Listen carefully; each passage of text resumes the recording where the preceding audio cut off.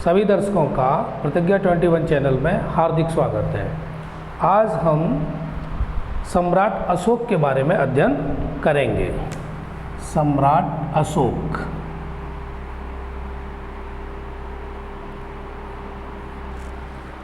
प्राचीन भारतीय इतिहास में सम्राट अशोक का नाम बहुत अग्रणी है और ये मौर्य वंश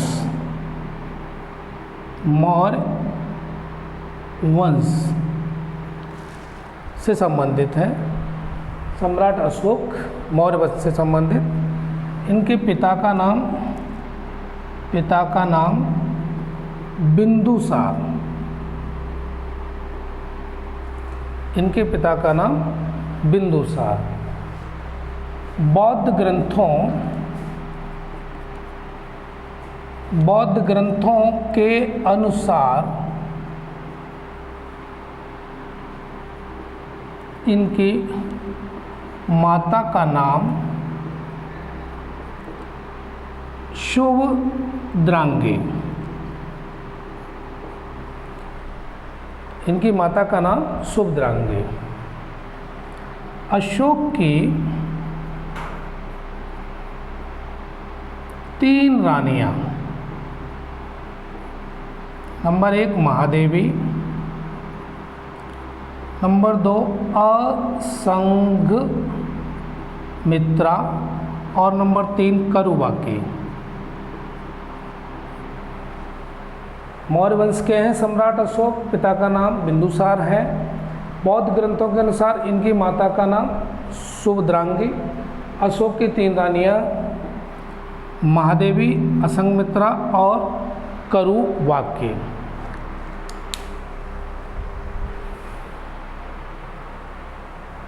आगे देखते हैं। राजगद्दी पर बैठने से पूर्व सम्राट अशोक राजगद्दी पर बैठने से पूर्व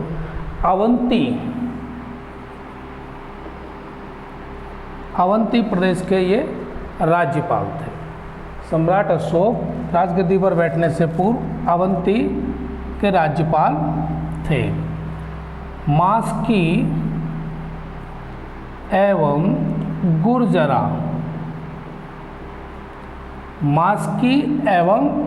गुर्जरा अभिलेख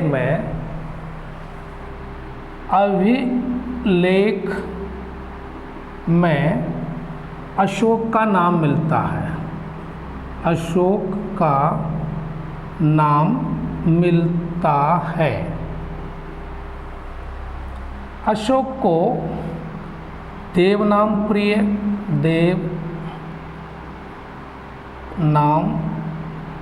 प्रिय और प्रियदर्शी अशोक वर्धन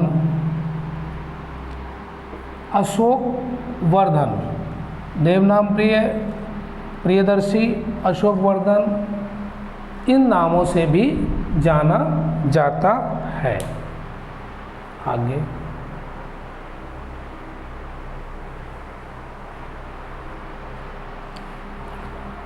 अशोक ने 99 भाइयों की हत्या कर गद्दी हासिल की। यह सिंहली अनुश्रुति के अनुसार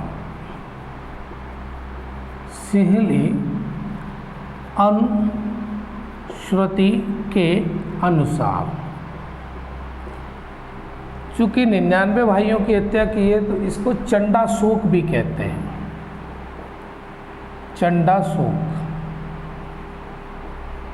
चंडाशोक के नाम से भी अशोक को जाना जाता है।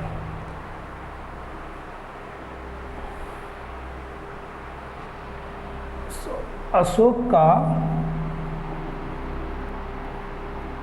राज्याभिषेक 269 ईसा पूर्व में हुआ। इनका राज्याभिषेक 269 ईसा पूर्व 269 ईसा पूर्व में हुआ। कल्हड़ के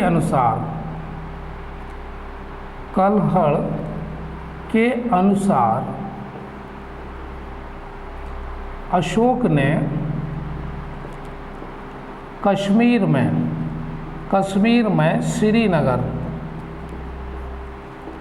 में श्रीनगर की स्थापना की थी।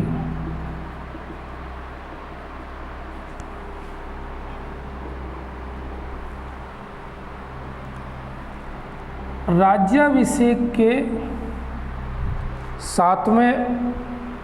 8वें वर्ष में यानी 261 ईसा पूर्व कलिंग युद्ध हुआ। कलिंग युद्ध हुआ 261 ईसा पूर्व कलिंग युद्ध हुआ। और इस कलिंग युद्ध के बाद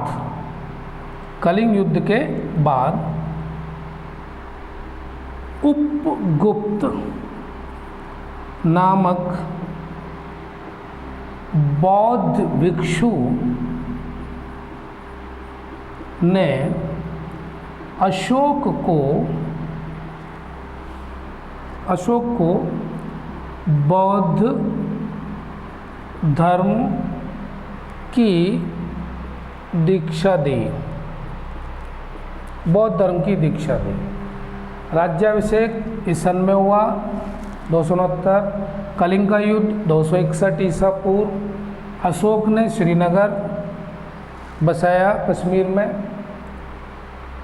और ये कल्हड़ के अनुसार, और उपगुप्त बौद्ध भिक्षु जिन्होंने अशोक को बौद्ध धर्म की दीक्षा दी। 3-4 प्रश्न परीक्षा की दृष्टि से इसी में से बनते हैं। आगे देखते हैं।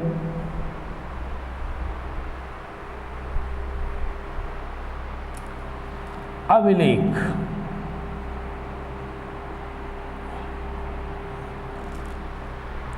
सबसे पहले 1750 अशोक के जो अभिलेख हैं 1750 में टिफेन थैलर नामक व्यक्ति है अंग्रेज ने स्तंभ का पता लगाया। ये वो व्यक्ति है जिन्होंने अशोक स्तंभ का पता लगाया। 1837 में सर्वप्रथम जेम्स प्रिंसेप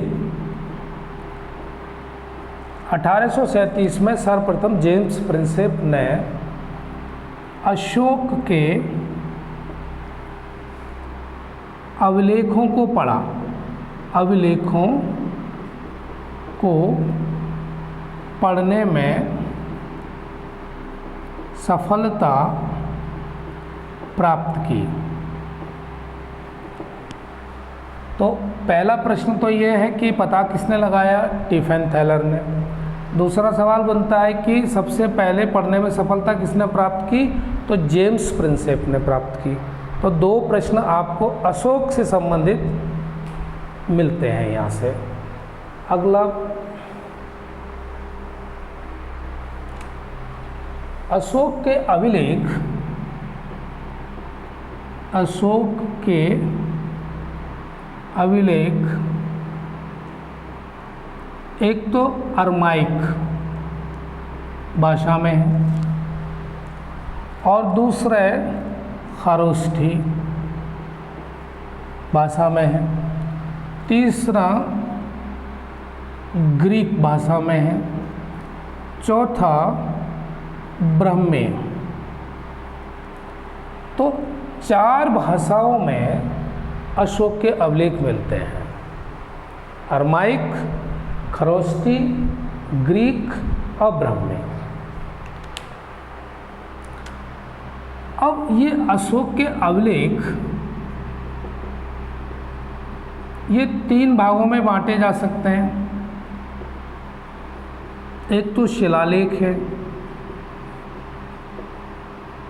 दूसरा स्तंभ लेख है, तीसरा गुहालेख, मतलब गुफाओं में, गुफा के अंदर भी लेख मिलते हैं। अब बात करते हैं शिलालेख की। शिलालेख, शिलालेख। अब हम आपको अशोक द्वारा 14 शिलालेख दिए हुए हैं, उनमें से महत्वपूर्ण हम आपको बता दे रहे हैं जो इम्पोर्टेंट है एग्जाम की दृष्टि से। प्रथम शिलालेख, प्रथम शिलालेख में पशु बलि की निंदा की गई है। पशु बलि की निंदा 14 शिलालेख में जो पहला शिलालेख है उसमें पशु बलि की निंदा की गई है।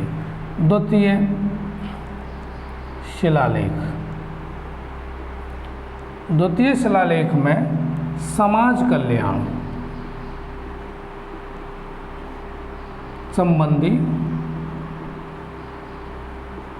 कार्य दूसरे शिलालेख में दिया हुआ है, समाज कल्याण संबंधी कार्य।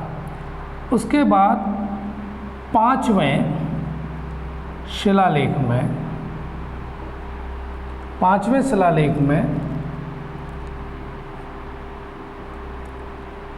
धम्म महामात्रों की नियुक्ति, धम्म महामात्रों की नियुक्ति, क्योंकि धम्म की घोषणा सम्राट अशोक ने की थी और ये अधिकारी थे और ये निरीक्षण करते थे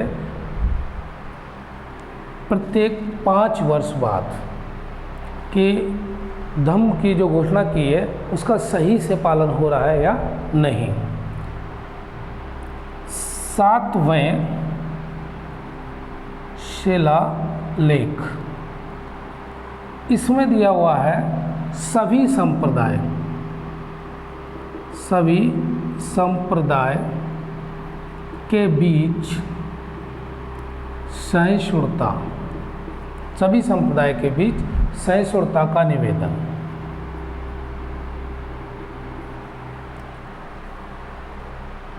13वें शिलालेख, 13वें शिलालेख, 13वें शिलालेख में कलिंग युद्ध, कलिंग युद्ध का वर्णन है। और 14वें शिलालेख, इसमें जनता को धार्मिक जीवन,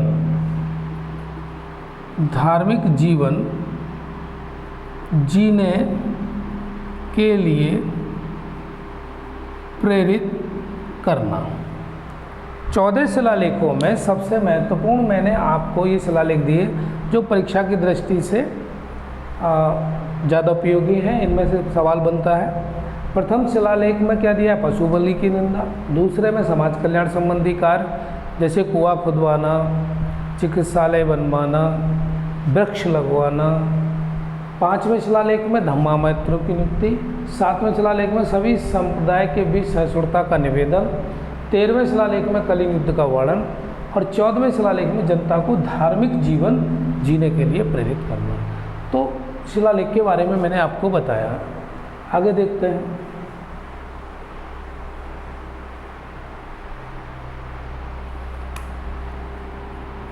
अशोक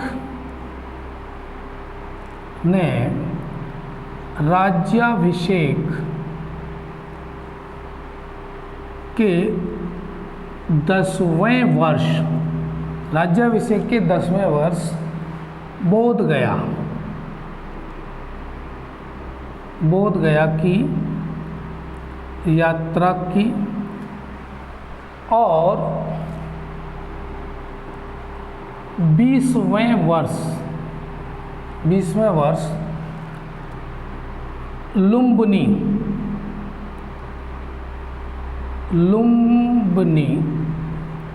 की यात्रा की। तो 10वें वर्ष तो बोध गया की और 20वें वर्ष लुम्बिनी की यात्रा की। महेंद्र एवं संघमित्रा ये पुत्र है सम्राट अशोक, ये पुत्री ने श्रीलंका की यात्रा की और बोधि वृक्ष वहाँ बोधि वृक्ष का एक हिस्सा वहाँ ले जाकर श्रीलंका में लगाया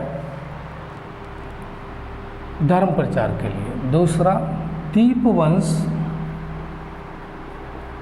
एवं महावंश के अनुसार अशोक ने पाटलिपुत्र में तीसरी बौद्ध संगीति का आयोजन किया।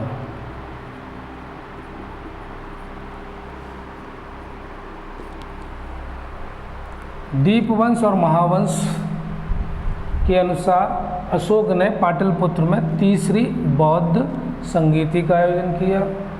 महेंद्र और संघमित्रा श्रीलंका की यात्रा पर धर्म प्रचार के लिए गए। 20वें वर्ष लुम्बिनी की अशोक ने और 10वें वर्ष बोध गया की यात्रा की अशोक ने। ये महत्वपूर्ण प्रश्न यहाँ से बन रहे हैं आपके इम्पोर्टेंट। आगे और देखते हैं। अशोककालीन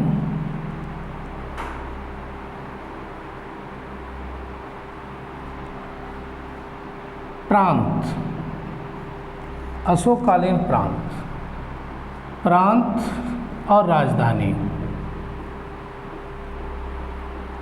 तो पहला प्रांत है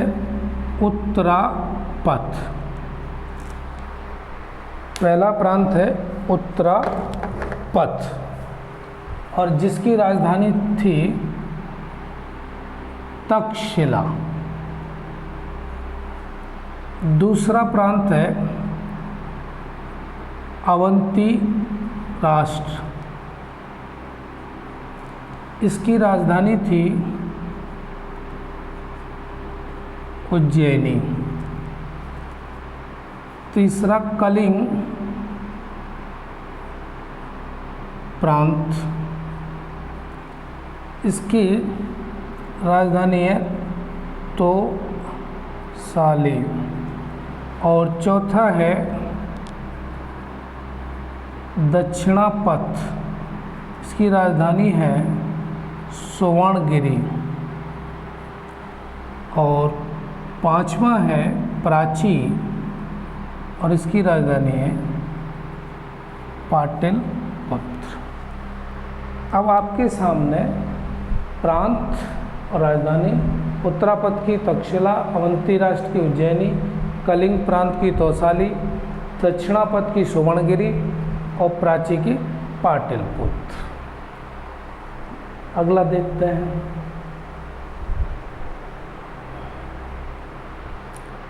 बराबर पहाड़ी पर अशोक ने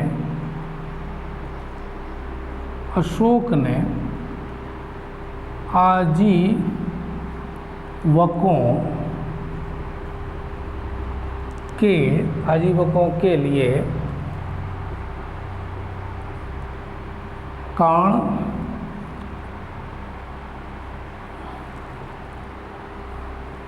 चौपर, सुदामा, विश्व झोपड़ी, गुफा का निर्माण करवाया। नेक्स्ट, प्रादेशिक रज्जुक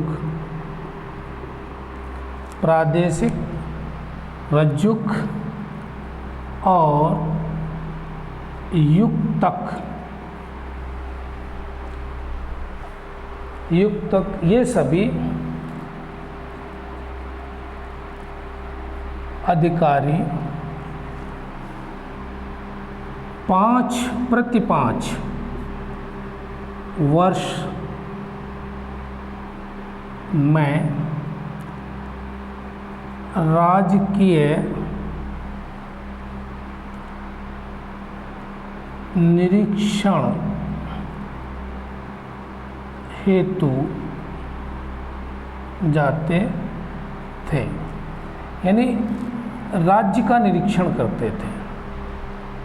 प्रादेशिक, रज्जुक और युक्तक ये अधिकारी थे और प्रति 5 वर्ष बाद पूरे राज्य का निरीक्षण करते थे। पुराणों के अनुसार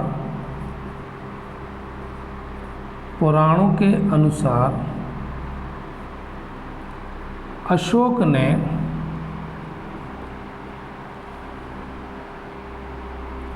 कुल 37 वर्ष तक शासन किया। पुराणों के अनुसार अशोक ने कुल 37 वर्ष तक शासन किया। जितने प्रश्न मैंने बताए हैं उनमें से अभी जो महत्वपूर्ण प्रश्न हैं, इन शॉर्ट जो सवाल संभवतः हो सकते हैं वो बताए हैं। अब 2 पॉइंट्स मैं और इम्पोर्टेंट बता रहा हूँ, उसके बाद ये सम्राट अशोक के जो मेन टॉपिक हैं वो ख़त्म होते हैं। 7 स्तंभ लेख हैं, 7 स्तंभ लेख। अकबर ने कौशाम्बी में स्थित प्रयाग स्तंभलेख को इलाहाबाद के किले में स्थापित किया। एक सवाल ये बनता है कि अकबर ने कौशाम्बी में जो इनका स्तंभ लेख मिला है उसको उठा के कहाँ, इलाहाबाद के किले में स्थापित कर दिया। दूसरा, दिल्ली, टोपरा तथा दिल्ली मेरठ स्तंभ लेख फिरोज शाह तुगलक द्वारा दिल्ली लाया गया। और तीसरा महत्वपूर्ण लाइन बताता हूँ, इलाहाबाद स्तंभ लेख को रानी का स्तंभ लेख भी कहते हैं।